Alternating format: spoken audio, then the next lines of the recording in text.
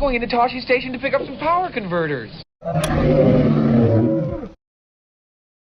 Welcome to this edition of Trash Compactor. In this episode, I'm going to be painting Black Krrsantan from the Book of Boba. Painting resin figures is really easy. This is Black Krrsantan from my Etsy store. So I made him after seeing the Book of Boba, which I really enjoyed. I made him with a rather large gun and also a smaller one. So got a choice of two.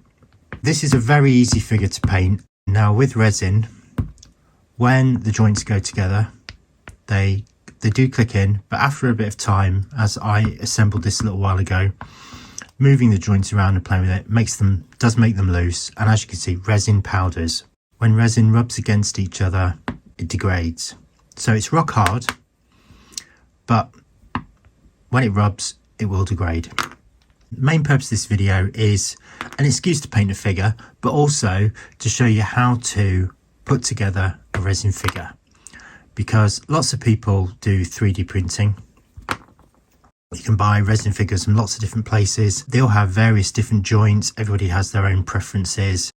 And yes, in an ideal world, it'd be great if they worked like vintage figures where you could clip the bodies together. But the trouble is, it's getting, if you were to do the body in two halves and wanted to join them together, very, very tricky, as you'll get a really bad join. Again, you would still get the rub. The way to deal with this is you can put them together when you get a resin figure, take them apart. But again, as you can see, the more I put it together and the more I take it apart and the more I move it, the more it powders. I'll paint this and also fix the joints so it's movable, but it won't powder. And you'll be able to pose the figure and treat it like a normal figure within reason. So to start with, this is dead easy. Here's basically two colours, black and gold, and then of course the eyes. I'm going to start by painting the figure. So I've just got a general matte black here. I will use a satin at the end to give him a little bit of a coating. So good healthy dog paint. I've got my little mixing tray here. It's brand new. I need to make a point of washing it out when I've finished. I'm going to be very, very generous and apply the paint all over his body. And also I'm going to put paint into the joint holes. Not a great deal of paint. I don't want to fill the joint hole. I'm just putting a light covering in there, which will just help create a bit of friction and stop the powdering. When people say, oh, it's really hard to paint figures, it really, really isn't. There are levels, there are difficulties, and it can get complicated with some figures, especially when you're trying to do lots of detail. But if you focus on it, look at doing a figure in the same way Kenna did, where there's a maximum of five colours on a figure. I break that rule sometimes, but you just get carried away and you can't help yourself. There we go. He is painted. I don't want to put too much paint on because I don't want to eliminate the detail. Like I could daub paint into his eyes and suddenly he's got no eyes. Or I could daub paint all over his fur and you wouldn't see the fur. So what this is about is stretching the paint out as much as possible. And if it does go a bit thin, don't worry about it. Let it dry and then come back and do another coat. It's quite a shame when you see some people when they paint a figure and they've used great techniques, but they just put on far too much paint to the point where they lose so much detail from the figure. There we go. So he's painted. Now I'm going to pop him on a little bit of plastic. And then I'll carry on and I'll paint his arms and legs. So I can see while I'm painting the arms and legs, I'm putting paint onto the joints. This will help stop them powder and also help tighten the joints when you put the figure together. Making sure I'm getting all the nooks and crannies. There we go. So that's all these parts painted. I just now need to leave them to dry. And then once dry, I can then check to see if there's just any little gaps, any bits peeled off that stuck to the plastic. I can touch up, do a second coat, and then I'll put the figure together. We'll sort out the joints, and then we'll go for doing a little bit of gold detail and sorting out his eyes. I need to wash my hands. So it's starting to dry off. It's dried off on the top. Just need to dry off on the back. Gonna turn them over and give them a bit of time to finish. Well, he's completely dried now. I can go on to the next stage, which is doing the gold. So I've got several options. I have got this really nice Tamiya colour, which is a gold leaf, which is very metallic. The other option I've got is acrylic pens. So I've got a gold pigment pen. I've also got gold oil-based acrylic markers. Several different versions, buy them in packs. And then of course this Pen Touch. The Pen Touch is good, if I can get the lid off. It's just got quite a thick nib, so it's not going to allow me to do fine detail, so I can rule that one out. I do like the pigment pens, they're quite good. The trouble is, the flow isn't very good on anything other than paper. So that can be a little bit spotty. So it would work for small detail, but what I tend to find is that you don't get a regular solid flow, and it's not the most metallic. It would work, but I've got to do the shield, so drawing in here would not be ideal. The acrylic markers would be fine, get a good coverage with those. Just give that a dab to try and get the paint to come out. So you do get very good coverage with that. However, just for the sake of this, I am going to be using the Tamiya Gold and I'm going to paint. So if you're not a great confident painter and you do want to use the pens, you can do, especially when doing things like the detailing around the belt. It's very, very useful. But yeah, as I said, going to go with the paint. I'm going to use a very small brush. Now once I've done these, I'm going to want to put them somewhere to dry without touching the table or anything. So I'm going to be using the clips. These are very handy for clipping onto arms and everything if you want to paint them, and then you can pop it in some foam and they'll dry off. Body's a little bit more tricky, but the easiest thing to do is at the bottom of the body where the hole is you can clip the body in there without creating any damage to the paint. Let's go with painting. I've given that paint a good shake.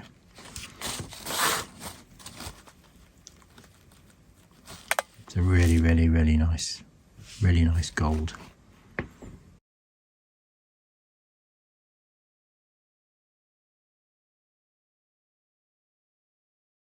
I haven't done the ends of his hair yet. I'm going to do those with one of my markers because it will just give a slightly different colour gold and just stand out a little bit more. So there we go, clip onto the body, that's secure, and then I'm going to pop that in a jar or on some foam. Now on to do the armour.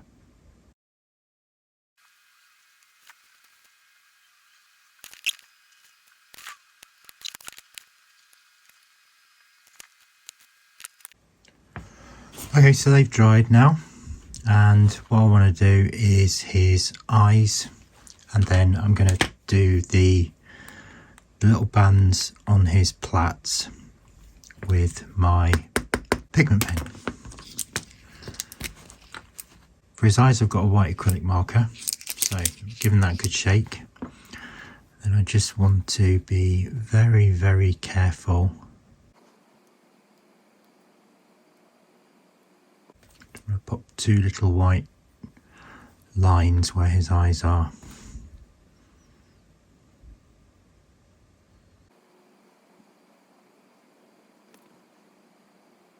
Make sure I get them the right size. If you do get a little bit of bleeding, don't worry about it because you can just touch it up with a black. There we go. So I've done his eyes, and again, yeah, as I said, a little bit of bleeding at the side. So these dry really, really quickly. So I've got a black acrylic marker pen. Give that a quick shake. And then you usually just give it a few presses just to get the ink flowing. Let's try and do it on a little bit of tissue because it helps pull the ink into the paint into the down the nib into the tissue. Yep. So we'll just pop a little bit there in the corners. There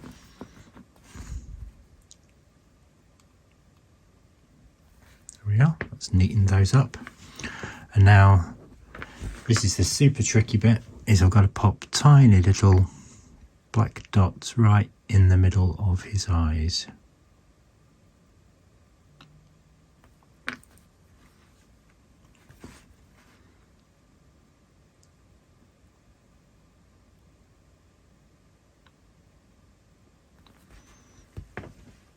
There we go. I think worked quite nicely. And again, leave that just to dry. Next thing is to do the little gold parts on his hair.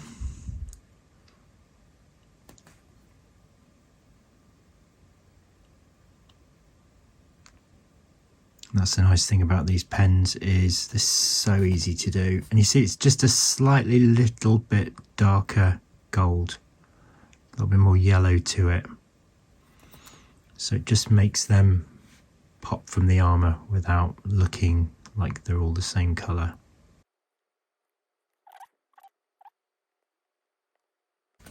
First splashes there. Oh, it's gone out of focus. And then the same around the back.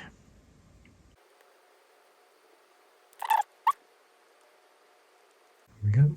That works.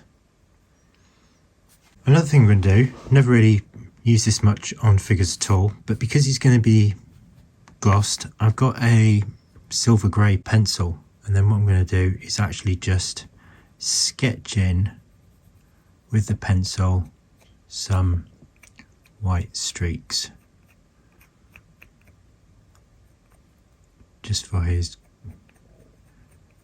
little grey area. The nice thing about this is it just picks up the detail on the skin and will blend in nicely when he's satined. I think paint would be too heavy, so there we go. That just helps his little grey bits pop.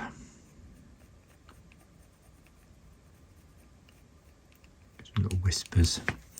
And the other thing, he's also got a bit of a scar. So with this pink, make sure it's nice and sharp, so I've got a really good point.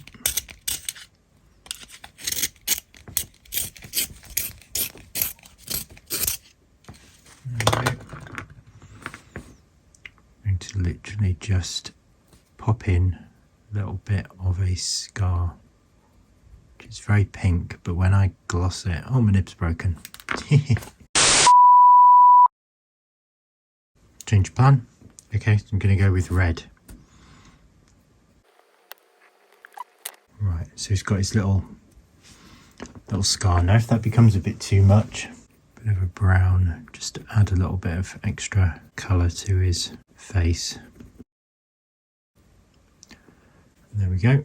So he's got his eyes done, his arm is done, his little gold parts are done, and then I've used the pencil just to create a bit of grey. So now when I gloss that, that will make that permanent. And the next thing to do is to pop him together. So with resin figures, as I said before, what I did is as I painted it, I've put paint into the joints. Always work from the bottom up. So the legs going first, and then with resin, it's a case of lining the pegs up. Now remember, these have now got a little bit of paint on them.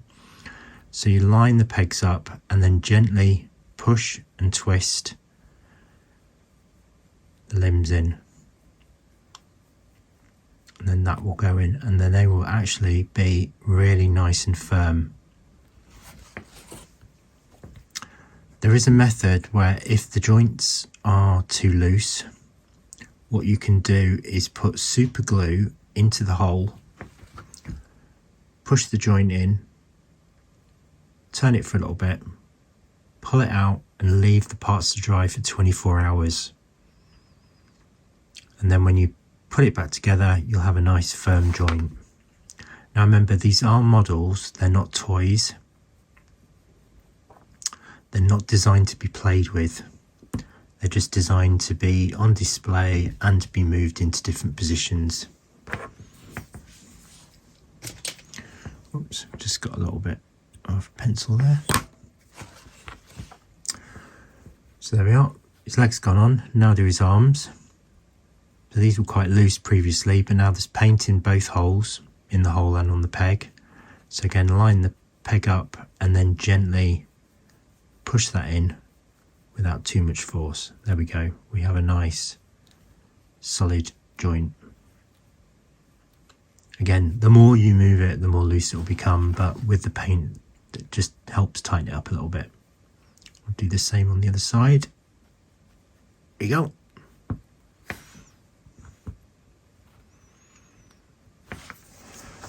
So there we are. Now before I'm going to put his guns in, need to give him a coat of satin. So that's what I'm using, as I always do. I'm going to use, I've got a stippling brush here. This is harder bristled brush, will just help cover larger areas, give me a good coverage without going too nuts. So I'm going to tilt his arms up just a tad.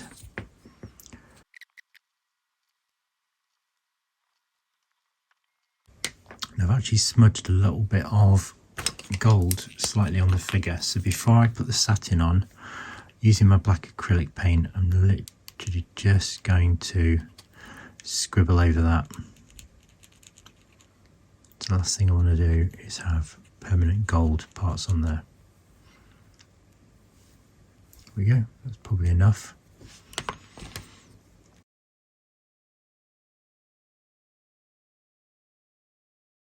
There we go, that's quite a good covering. So I'll leave him to dry. And then the guns are black anyway, so I don't need to paint them. So what I'm going to do is just gloss them straight off.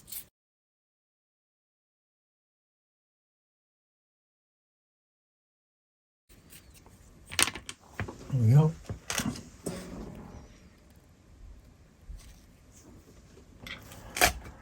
And I'll come back to that when he's all dried off. Okay, so he's dried now. So you can see his eyes.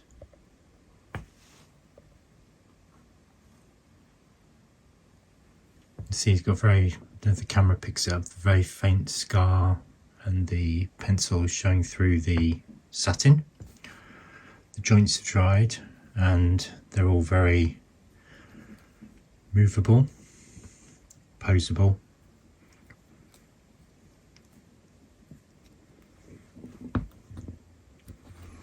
And then if I grab the weapons, they've dried as well. So we've got the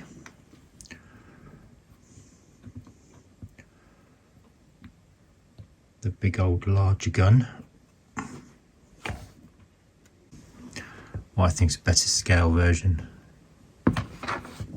which when he's holding it doesn't actually hit the ground.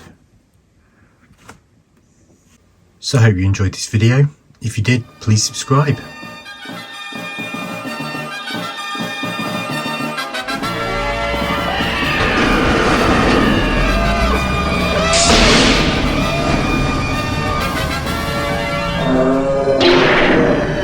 What a piece of junk!